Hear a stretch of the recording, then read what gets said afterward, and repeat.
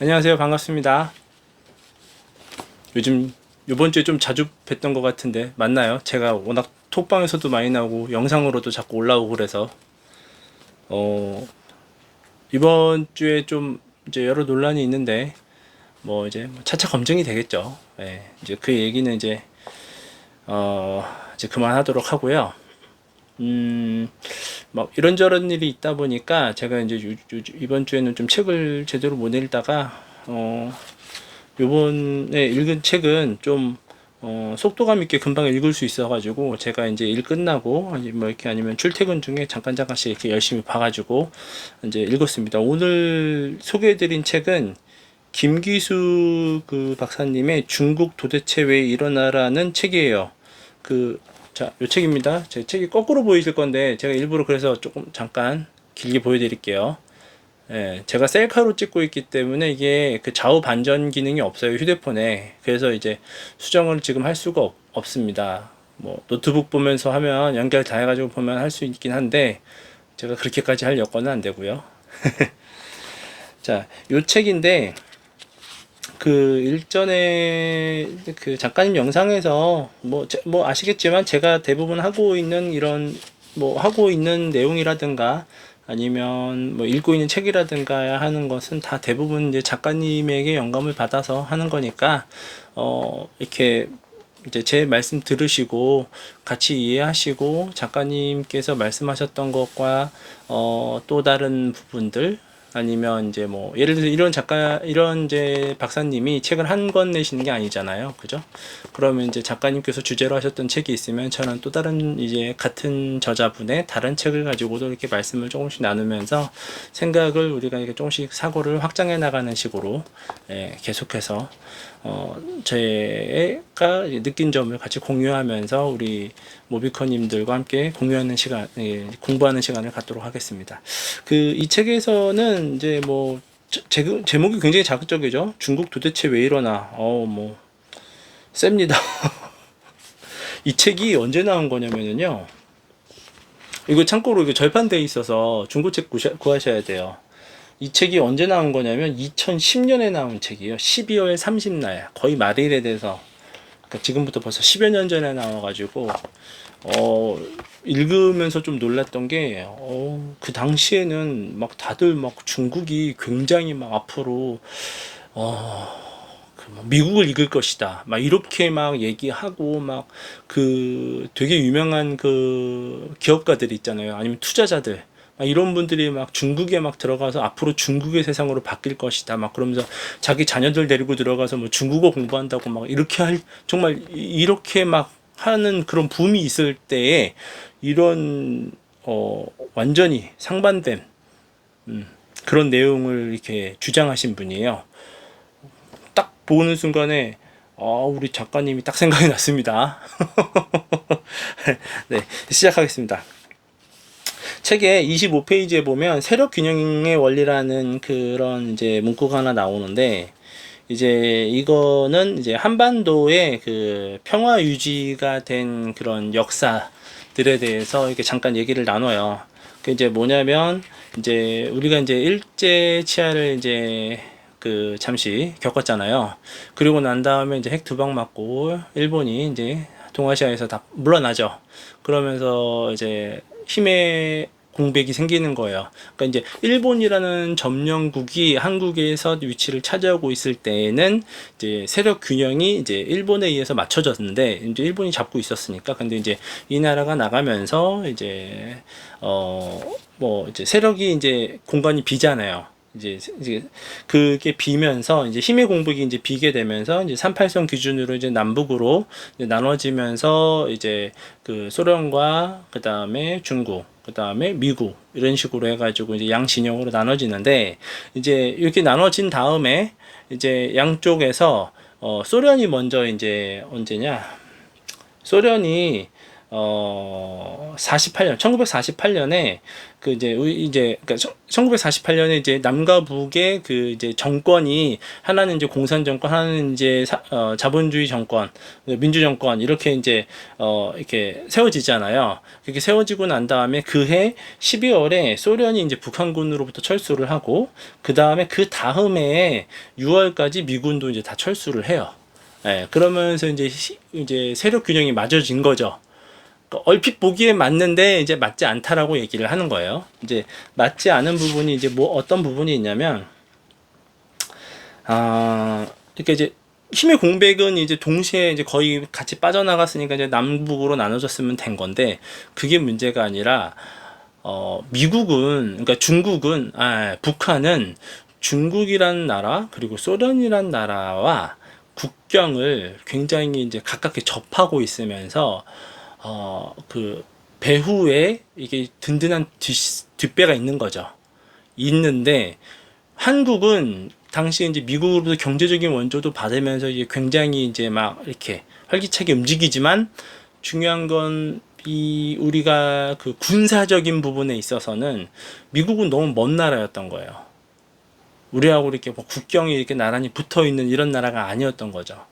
그러니까 이제 북한 입장에서는 이제 그 공백이 굉장히 찬스로 느껴졌을 것이고 그래서 이제 한국 전쟁이 일어났던 것이다. 이런 부분을 얘기를 하고 있어요. 그러면서 이제 뭐 결국에는 이제 전후 질서로는 그러니까 이제 남북 전쟁이 일어나고 그리고 난 다음에 이제 뭐 이제 미군이 지원을 와서 뭐 압록강 넘어서 뭐 이렇게까지 막 이렇게 진군을 했다가 결국엔 다시 38선으로 내려와가지고 이제 분단 국가가 되는데 그 다음부터는 이제 미군이 아는 거죠. 이렇게 두면 안 되는구나 하니까 이제 한국에 주한미군이 이제 창설이 되고 주둔군이 생기게 되는 거죠. 그러면서 이제 그 세력 균형, 그러니까 힘의 균형이 다시 맞는 거예요. 그렇게 되면서 지금까지 이제 한국이 오게 된 거죠. 그 과정을 한번 우리가 뭐 요즘 들어서 뭐 젊은 친구들이 뭐 주한미군이 뭐 필요 없다 뭐 이렇게 얘기하시는 분들도 있고 뭐 다양한 의견이 있을 수 있긴 한데 사실 올바르게 판단한다고 하면 그 경제 관련돼서는 뭐 경제 방위 뭐 다 마찬가지인데 사실 우리가 미국의 그 도움이 없었다면 여기까지는 못 왔다는 거는 뭐 그것도 부정한다 그러면 제 채널 안 보셔도 됩니다. 예, 뭐 제가 막 저는 모두를 설득하고 싶은 생각은 전혀 없어요. 예, 심지어 우리 그 모비커님들도 제가 모두를 설득하고 싶은 생각은 없습니다.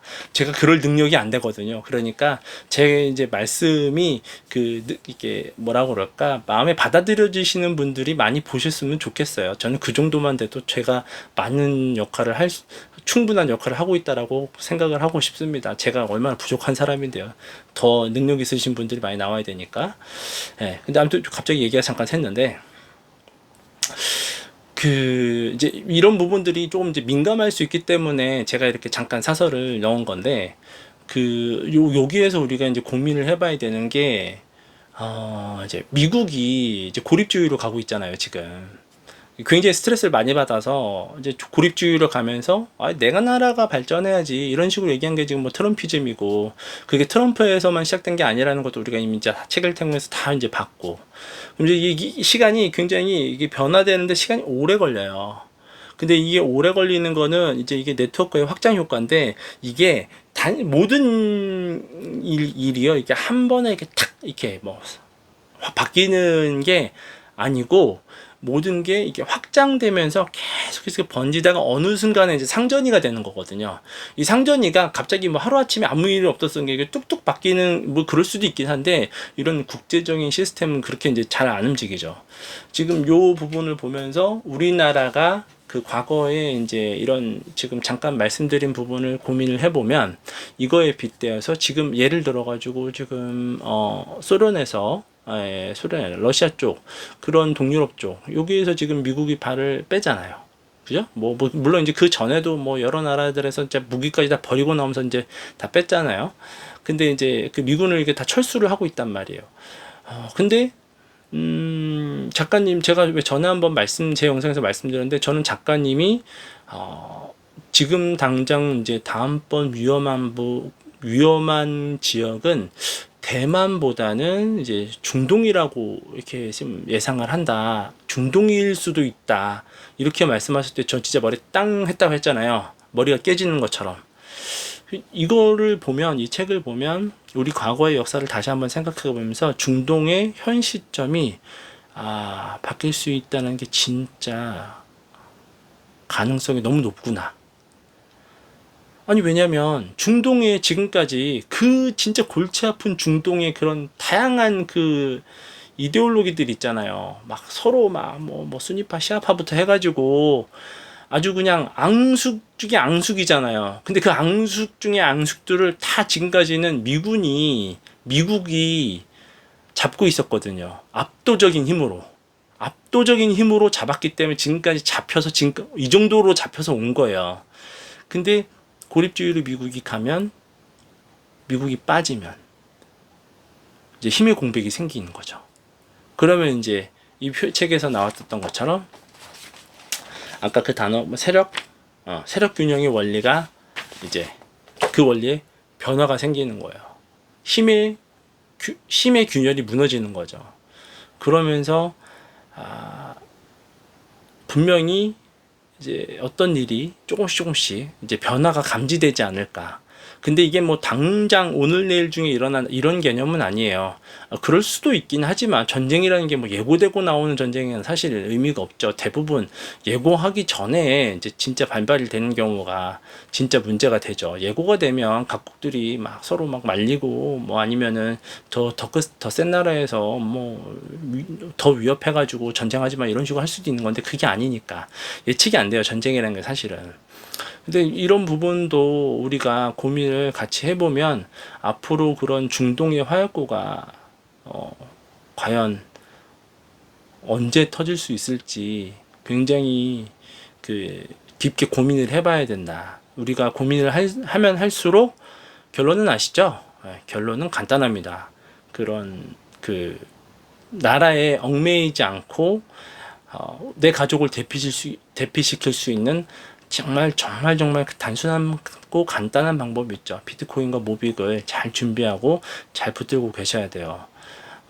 이게 나라가 순간적으로 이게 한 번에 이렇게 변화가 오는 게 이게 정말 요번에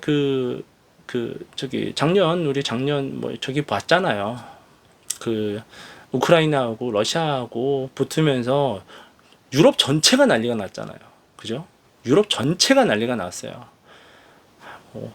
말하면 두 번 말하면 진짜 잔소리 될 정도로 유럽 전체가 그냥 뭐 굶기도 하고 땔감 걱정에다가 에너지 걱정에다가 식료품 걱정에다가 뭐 난리가 아니죠. 난리가 아니었어요.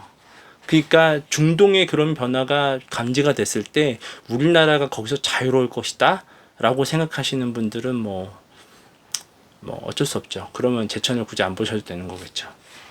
그런 부분을 고민을 다시 한번 하면 좋겠다라는 내용으로 이제 연계해서 이제 말씀을 좀 드렸고, 그다음에 이제 이 책에 보면 이제 중국 도대체 왜 이러나 이런 제목에 딱 맞게끔 이제 중간쯤 가면은 이제 중국 경제 발전 전략의 예외성이라고 105페이지 이제 나오거든요.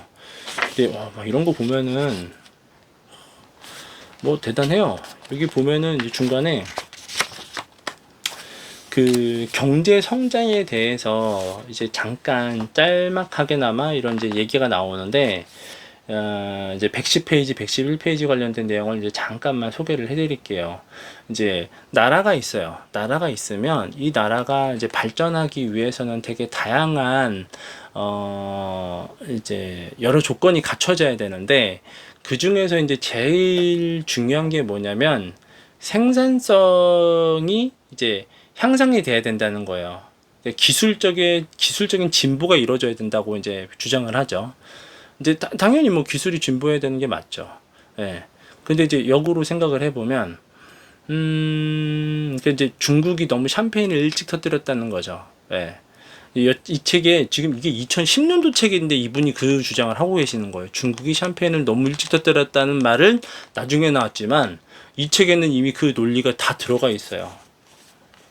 그러니까 중국이 지금 우리가 막상 와서 최근 들어서 이제 느끼는 건데, 사실은 중국이 막 그동안 막 굉장히 막 선진국이 될 것 같았고, 뭐 진짜 다시 그러니까 패권국이 바뀌는 거다, 이제 미국에서 중국으로 바뀔 거다, 막 이런 내용도 막 뉴스로 막 자주 접했었고 막 그랬었는데, 사실은 막상 미국에서 고립주의로 들어가면서 중국을 뭐 굉장히 이제 예전에는 서로 윈윈하자 이런 개념으로, 왜냐면 그 중국에서의 그 값싼 노동력으로 생산된 모든 제품들이 사실은 미국을 비롯한 선진국, 특히 우리나라도 또 마찬가지지만, 그런 값싸게 생산된 제품들이 선진국으로 오게 되면서 이게 일시적으로 잘 사는 효과로 이제 비춰지게 되거든요. 왜냐면 값싸게 좋은 물건이 자꾸 들어오게 되면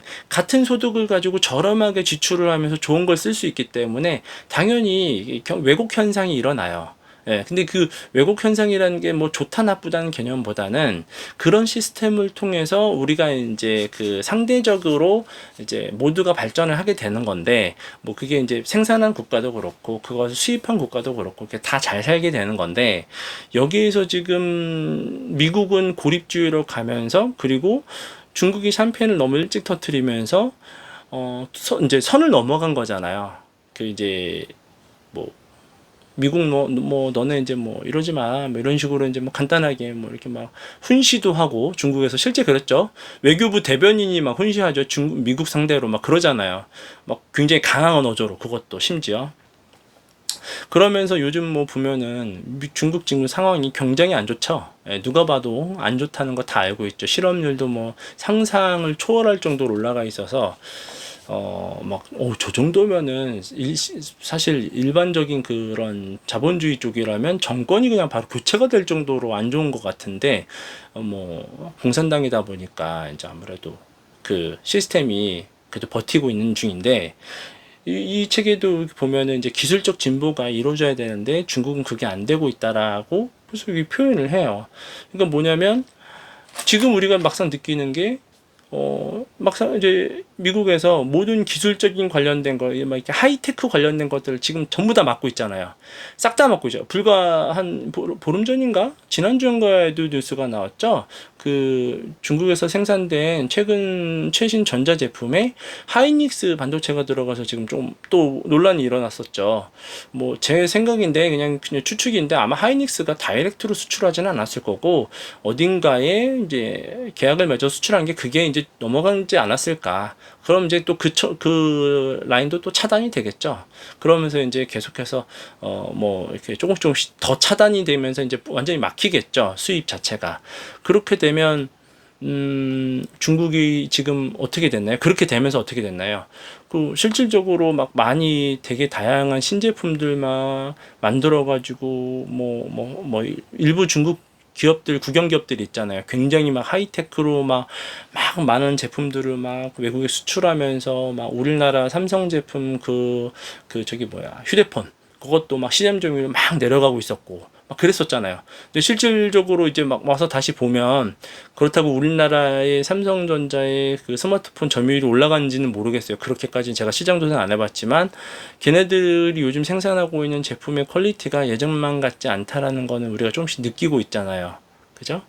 그러니까 이제 뭐 이렇게 좀 저가형 제품들에서는 당연히 계속해서 이제 생산을 하고 있겠지만, 기술 자체가 대부분 다 그 우리나라나 아니면 이렇게 외국에서 굉장히 하이테크 기술에 관련된 제품들은 기술 자체가 수출이 막혀 있기 때문에 그런 제품을 수입해다가 조립해서 판매하는 식으로 그렇게 해가지고 유지를 해왔고, 카피하는 식으로 해가지고 이제 시스템을, 경제를 계속해서 돌려왔는데, 막상 지금 다 막히고 나니까 중국이 굉장히 힘들죠.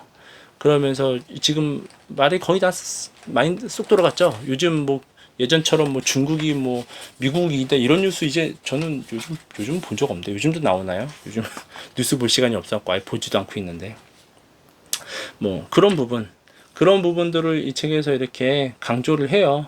그러면서 중국이 생산성이 이제 계속해서 늘어날 수가 없는데, 왜냐면 기술의 진보가 없으면 생산성이 늘어날 수가 없으니까, 그럼 결국에는 가라앉는 거죠. 이제 점점 가라앉는 것이다. 뭐 이렇게 이제 얘기를 해요. 그러면서 이제 중국이 왜 이러냐 이렇게 이제 얘기하는 거죠. 뭐 모르죠. 이러다가 이제 어느 순간에 미국이 또 등을 다시 돌릴 수가 있는 거죠. 중국에서 등을 딱 돌리고 있었는데 다시 중국을 쳐다볼 수도 있는 거예요. 미국이란 나라의 필요성에 자기가 필요하다고 느끼면 그럴 수 있는 거니까. 그런 걸 또 한국이 또 조심해야 되는 부분도 있고요.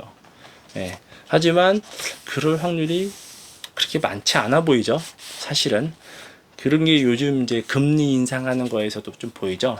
중국이 이제 부동산 위기가 이렇게 굉장히 심하게 오고 자국 내에 그런 그 실업률이 어마어마하게 올라가고 있는데 예전 같았으면 뭐 이렇게 사인을 미국에서 좀 주면서 살짝 금리 인하를 한다던가 뭐 이런 사인을 좀 주면서 이렇게 도와주려고 하고, 왜냐면 그게 서로 윈윈 되는 전략이었으니까 당시에는. 근데 지금 미국은 그런 생각이 1도 없어 보여요. 금리 더 올린다고 또 하고 있잖아요. 지금 당장 뭐 최근 뭐 이게 얼마 전에 뉴스에도 그래서 금리 인상 한 번 더 해야 되겠다 이런 얘기 하고 있잖아요. 그러니까 뭐 등을 많이 아예 그냥 좀 다른 방향의 길을 이제 선택한 게 아닌가 이런 생각도 좀 들고요. 그리고 이제 요거 이제 140페이지 때인데 자유시장과 이제 소유권에 대해서 얘기가 나오고 있는데요.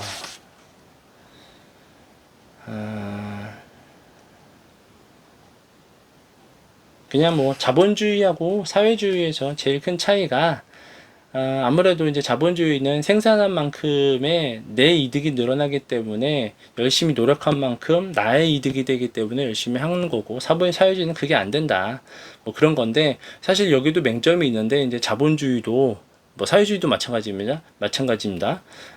자본주의라 할지라도 내가 취득한 이득이 미래의 손실에 대한 합의가 어려울 거로 이제 확정이 된다고 하면 거래가 이제 복잡해지겠죠. 무슨 얘기냐면 내가 예를 들어 지금 요 책에 그대로 써 있는데, 내가 이제 당장 10만 원의 이득을 이제 생겼는데 이게 바로 1년 뒤에 1년만 지나도 8, 9만 원으로 확 떨어진다. 이렇게 생각하게 되면, 그렇게 되면 이제 그게 다 인플레이션이거든요. 자본주의에서도 일어나잖아요. 그런 식으로 인플레이션이, 그러니까 개인이 감당할 수 없는 인플레이션으로 다가오게 되면, 그렇게 되면 실제로는 거래가 이제 굉장히 복잡해지고, 이런 부분에 대해서는 이제 국가가 자본주의도 붕괴시킬 수 있는 맹약이 이제 굉장히 큰 이제 그 논점이 되기 때문에 자본주의도 인플레이션이라는 거에 대해서는 자유로울 수 없고, 그래서 국가가 그런 부분에 대해서 어느 정도는 이제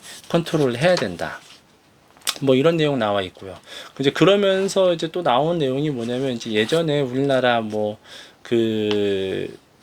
중화공업에 대해서 이제 얘기 나오는데, 이게 지금 우리나라 중국하고도 똑같이 연계가 돼요.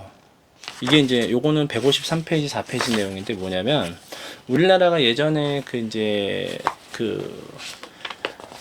이렇게 이제 사회가 완전 민주주의 자본주의로 이제 모든 시스템이 돌아가지 않을 때, 그러니까 이제 국가 주도의 성장을 하고 있을 때, 이제 70년대나 80년대 뭐 이런 때 이제 중화공업에 대해서 이제 막 나라에서 이제 밀어주는 거죠. 그러니까 어떻게 되냐면 정부에서 중화공업에 대해서 이제 막 이제 나라의 산업을 일으켜야 되니까 중화공업을 막 일으키려고 하면 어떻게 되겠어요? 거기에 줄 서겠죠. 기업가도 줄 서고 은행도 줄 서는 거예요. 아니면 줄을 서지 않더라도 하명이 되겠죠. 너 이 A라는 기업 차려서 중화공업 회사 차려서 해. B 너도 차려서 해. 은행에서 너는 A는 능력은 있어 보이는데 돈이 없을 거 아닙니까? 그죠? 뭐 저개발 국가일 때 그럴 수 있죠. 그렇게 되면은 은행에서 너 은행 뭐 A 은행 C 은행 저 A한테 돈 줘. D 은행 저 B한테 돈 줘. 이런 식으로 해가지고 국가 주도로 이제 시스템이 이제 기업들이 성장을 하기 시작하는 거예요.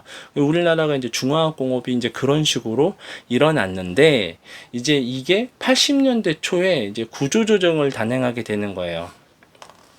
왜냐면 그런 식으로 이제 국가에서 주도를 하게 되면 문제가 뭐가 이제 생기게 되면 이제 중복 과잉 투자가 생기기 시작하는 거죠.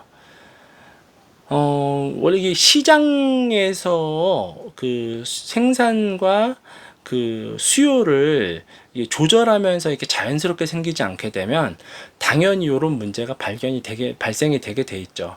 그게 이제 중국에서도 똑같죠. 중국에서도 이제 일부 뉴스에서 봤었는데 그런 뭐 차세대 반도체 기업을 키운다 해가지고 막 어마어마한 돈 들여가지고 막 선전하면서 뭐 반도체 공장 크게 짓고 막 하면서 막 그런 내용 나왔었는데 다큐멘터리 보면 그런 거 써 있잖아요. 근데 지금 막상 가보면 그 공장들 다 어떻게 되어 있나요? 깡통 공장이죠. 아무것도 없어요. 안에 그냥 텅텅 비어 있고 그냥 반도체라는 것도 뭐 시제품 하나 나왔고 뭐 이런 식으로 돼가지고 뭐 이제 되어가지고 결국에는 이제 중국 정부에서도 아무것도 못하는 거예요. 왜? 그걸 그 국가에서 주도해서 이렇게 했기 때문에 책임을 물을 수가 없는 거예요.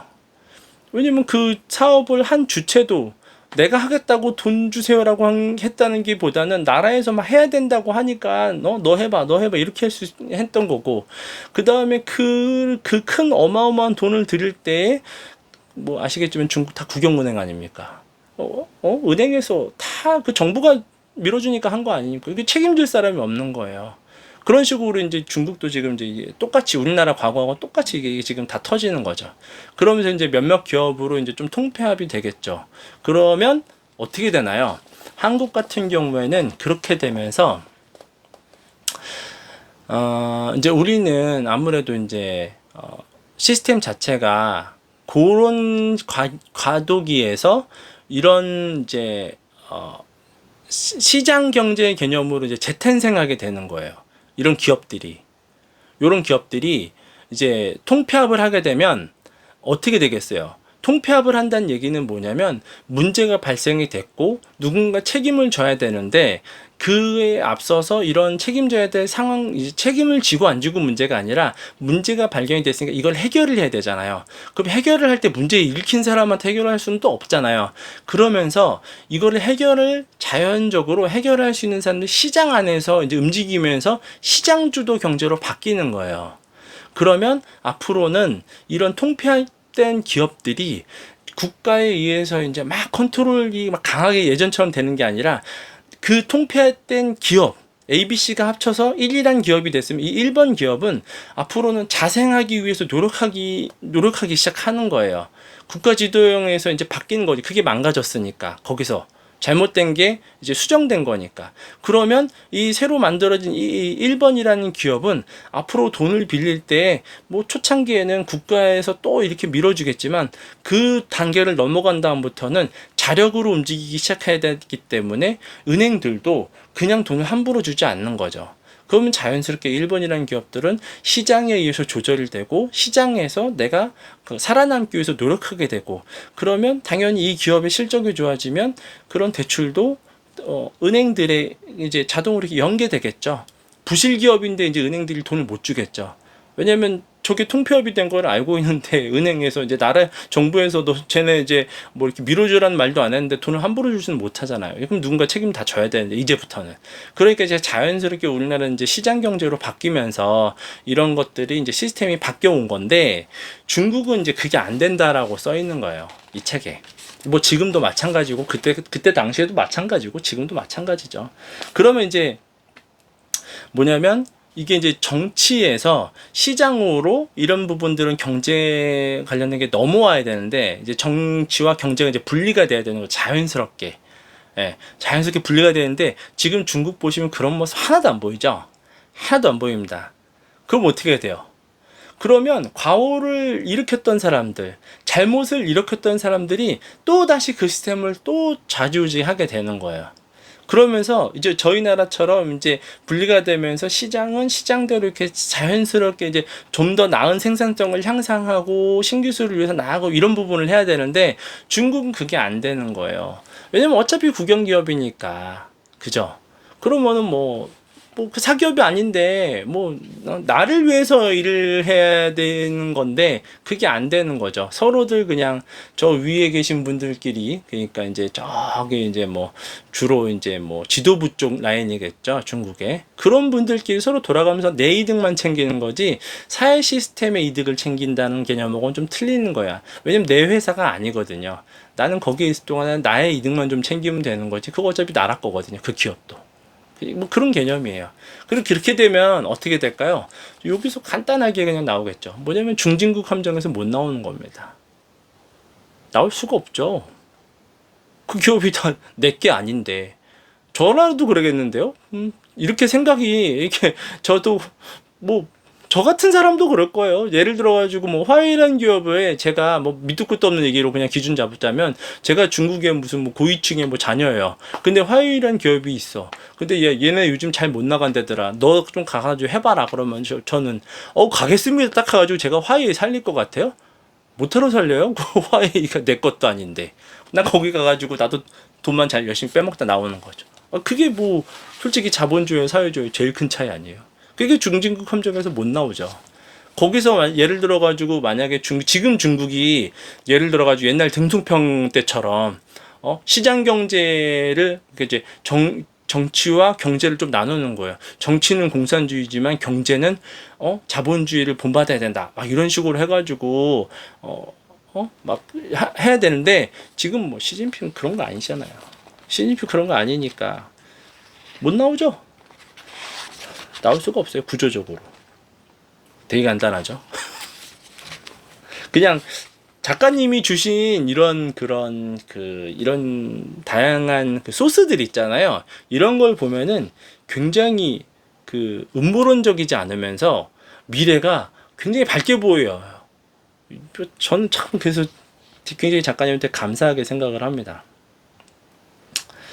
뭐 그런 부분들이 있고, 이 책은 이제 요 정도. 다시 한번 보여드릴게요. 중국 도대체 왜 이러나 라는 책이고, 김기수 박사님이 쓰신 책인데, 이거 2010년에 나온 책입니다. 절판돼 있어요. 중고책으로 구하셔서 읽으시면 돼요. 여기까지입니다. 요즘에 어저께 작가님 영상을 제가 아직 다 못 봤어요. 제가 실방 초반에 조금 참여를 하다가 그 뒷부분에서는 이제 다 못 봤어요. 아무래도 이제 저가 가정이 있다 보니까 모든 생활을 아무리 작가님처럼 똑같이 살고 싶어도 작가님의 패턴에 제가 삶의 패턴을 완전히 고정시키지는 못하는 거죠, 아쉽게도. 그래서 어저께 다 이렇게 작가님 방송을 보진 못하고, 오늘 막 틈틈이 중간중간에 작가님 방송을 보다 보니까 작가님께서 그런 말씀 하시더라고요. 앞으로 우리 생태계에서 한 400~500명? 이 정도 되는 사람들이 중심 노드가 돼가지고 작가님의 이렇게 딱 주위에서 이렇게 블럭을 딱 쌓아가지고 중심을 잡아줘야 된다. 이런 말씀 딱 하시더라고요. 그 말씀을 듣고 굉장히 기분이 좋았어요. 작가님도 그렇게 다 이렇게 미래를 항상 이렇게 설계를 정말 완벽하게 다 하시는구나. 저도 진짜 그 생각을 많이 해가지고 계속해서 그 로딘 스타크의 기독교의 발행을 조금씩 강조를 하는 거거든요. 왜냐면 지금 당장 우리 안에 있는 이 커뮤니티, 커밋먼트 하신 분들이 이제 뭐 예를 들어 채굴자 같은 분들 뭐 한 100분 정도 되시고, 그 다음에 주주도 또 수십 분 정도 되시죠. 이런 분들이 인원이 사실 저는 약간 모자르다라고 생각을 해요. 물론 또 그런 것도 있고요. 또 뭐냐면 이제 이렇게 커밋먼트 하신 분들이 작가님과의 커밋먼트가 소중하신 분들이 있고, 이제 그거 이상으로 이제 내가 막 여기서 뭔가 헌신을 해야겠다라고 생각하시는 분들은 또 나눠질 수밖에 없어요. 왜냐면 삶이라는 걸 작가님하고 커밋먼트 했다고 모든 인원이 다 작가님한테 헌신해야 된다라고 강요할 수는 없는 거예요. 그거는 스스로 해야 되는 건데, 내 삶의 환경이 그게 안 되실 수 있잖아요. 그거를 뭐 이렇게 다 어떻게 할 수 있는 건 아니니까. 그러면 이제 앞으로 이렇게 하실 수 있는 분들이 더 많이 이제 우리 생태계에서 늘어나야 된다는 거거든요. 근데 그게 이제 차차차차 이렇게 시간이 지나면서 검증이 되겠죠. 그죠? 그러면 우리가 아무래도 시스템 자체를 폐쇄형이 아니고 개방형으로 계속해서 가야 돼요. 지금 워낙 극초기이기 때문에 이제 개방형으로 가야 되는데, 그런 의미에서 저는 뭐 이제 뭐 거래방도 더 많이 생겨야 된다. 뭐 진짜 이미 우연찮게 말씀드렸는데 작가님보다 하루 전인가 이틀 전에 방송했는데 그게 이제 작가님 어제 말씀해 주셔서 다행이다, 내가 생각을 틀리게 하지 않았구나 이런 생각이 들어서 어저께 좀 영상을 보다가 감사했어요. 우리 거래방 저 늘어나야 된다고 말씀드렸잖아요. 늘어나야 돼요. 이게 그리고 늘어나야 정상인 거예요. 뭐 우리 지금 비트코인 사는데 뭐 예를 들어 가지고 섹스에서만 사나요? 중앙거래소만 뭐 이렇게 업비트에서만 지금 살 수 있긴 하지만 우리가 업비트에서 산 다음에 외국으로 전송을 하면 막 여기저기서 다 사고 팔고 할 수 있잖아요. 저희 모빅도 그렇게 가야죠. 그래야지 정상인 겁니다. 우리 모빅 생태계가 확장이 돼야. 근데 이제 그 단계에서 중간중간에 조금씩 이제 검증돼서 작가님 곁에 계실 분들이 이제 확정이 돼야 되겠죠. 그거는 이제 생태계에서 자연스럽게 우리가 이제 네트워크가 확장되다 보면 이제 자연스럽게 이제 그런 인원 그렇게 해주시는 분들은 보일 거고요. 이제 저는 요번에 며칠 전에 우리 톡방이 하나 더 생긴 거 아시나요? 그거 아직 인원이 많지 않아요. 그래서 저는 그 톡방을 오늘 소개를 하고 싶어서 말미에 잠깐 말씀을 드리는데, 잠깐만요. 제가 휴대폰 갖고 들어와서 잠깐만 설명드릴게요.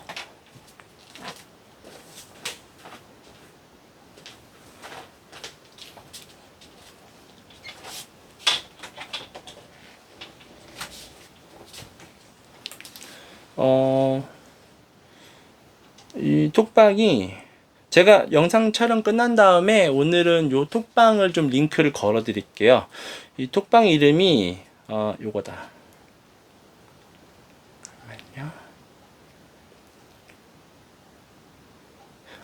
비트모빅과 비트코인 자유 토론방이에요.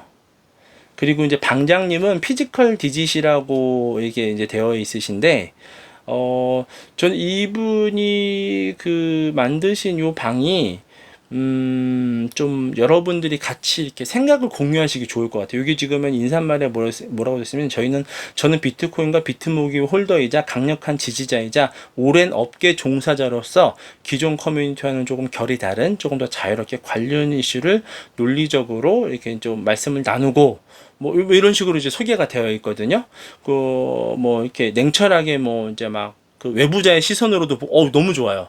저 진짜 제가 정말 원했던 게 뭐냐면, 우리 모빅을 외부의 시선으로 항상 봐야 된다라고 저는 강조를 했었을 거예요. 분명히 제가 기본 마인드가 그렇게. 왜냐면 내부자끼리만 뭉쳐 있으면 외부에서 우리를 봤을 때 시선을 못 느끼면 이건 큰일 납니다. 이거는 정말 안 돼요. 외부에서 우리를 볼 때 시선을 우리가 항상 주시해야 되거든요. 그게 제일 중요해요. 그래서 그런 식으로 해가지고 이렇게 말씀을 나누자, 이런 방이에요. 근데 정말 고마운 게 이 방 안에서 말씀을 나누는 게 기존 대화방, 이렇게 기존 우리 모빅방하고의 좀 분위기가 좀 틀려요. 그러니까 뭐라고 할까요? 이런 블록체인에 관련돼서, 그러니까 모빅이 안 중요하다는 게 아니라 우리 블록체인 자체에 대한 그런 고민들, 모빅만 고민하는 게 아니라 비트코인도 고민할 수 있는 거고, 그 다음에 예를 들자면 이번에 논란이 됐던 이런 덱스 같은 것도, 이런 부분도 실제 현업에 종사하시는 분이 잠깐 소개 처음에 하시는 거 봤는데, 실제 팀원들을 데리고 일을 하고 계시더라고요. 현업으로 이런 쪽에서 일을 하고 계신데요. 그러니까 이런 분들끼리 이렇게 방장으로 나오셨으니까, 이런 분들도 이렇게 이런 방에 들어가셔가지고 이런 쪽에 관련이 이렇게 궁금하시거나 아니면 배움을 좀 느끼고 싶으신 분들, 좀 갈망하시는 분들 이렇게 들어가셔서 좀 함께 하셨으면 좋겠어요. 인원이 아직 이제 딱 100명 된 것 같아요. 근데 좀 많은 인원이 좀 더 들어가게끔 이렇게 이제 영상 촬영하고 올라가자마자 제가 밑에 댓글에 고정 댓글로 요 방을 한번 이렇게 링크를 걸어 드릴게요. 우리 강력한 모빅홀더라고 하십니다. 너무 좋아요. 저는 이런 분들이 이렇게 우리 생태계 안에서 계속해서 좀 더 나오셨으면 좋겠어요. 아주 많이. 정말 많이 나오셨으면 좋겠어요. 그리고 이제 예를 들어서 이제 강연장 가면 이제 얼굴도 한 번씩 서로 뵙고 인사 나누고 얼마나 좋습니까? 이렇게 생태계가 이게 좀 이렇게 다양해지는 게 너무 감사하게 느껴져요. 네. 오늘 영상 여기까지입니다. 감사합니다.